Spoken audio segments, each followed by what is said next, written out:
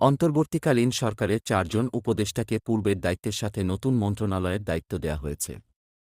মঙ্গলবার ২-৭ আগস্ট বিকেলে মন্ত্রিপরিষদ বিভাগ থেকে জারিকৃত এক প্রজ্ঞাপনে এ তথ্য জানানো হয়। প্রজ্ঞাপনে বলা হয়, আগের মন্ত্রণালয়ের পাশাপাশি সালেহুদ্দিন আহমেদকে বিজ্ঞান ও প্রযুক্তি মন্ত্রণালয়, ব্রিগেডিয়ার জেনারেল অব. এম সাখাওয়াত হোসেনকে নৌপরিবহন মন্ত্রণালয়, হাসান আরিফকে ভূমি মন্ত্রণালয় এবং শারমিন এস মুর্শিদকে মহিলা ও শিশু বিষয়ক মন্ত্রণালয়ের দায়িত্ব দেয়া হয়েছে। এই আদেশ অবিলম্বে কার্যকর হবে বলেও প্রজ্ঞাপনে জানানো হয়। এদিকে দফতর পুনঃবণ্টনের ফলে প্রধান উপদেষ্টা ড. মুহাম্মদ ইউনুসের অধীনে থাকা মন্ত্রণালয়ের সংখ্যা কমেছে। ড.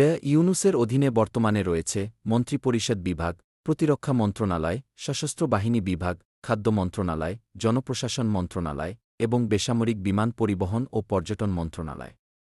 প্রসঙ্গত, এর আগে সালেহদ্দিন আহমেদ অর্থ ও বাণিজ্য মন্ত্রণালয়, ব্রিগেডিয়ার জেনারেল অব. এম সাখাওয়াত হোসেন বস্ত্র ও পাট মন্ত্রণালয়, হাসান আরিফ পল্লী উন্নয়ন ও সমবায় মন্ত্রণালয় ও শারমিন এস মুর্শিদ সমাজকল্যাণ মন্ত্রণালয়ের দায়িত্বে ছিলেন। এবার নতুন করে তারা আরও মন্ত্রণালয়ের দায়িত্ব পেলেন।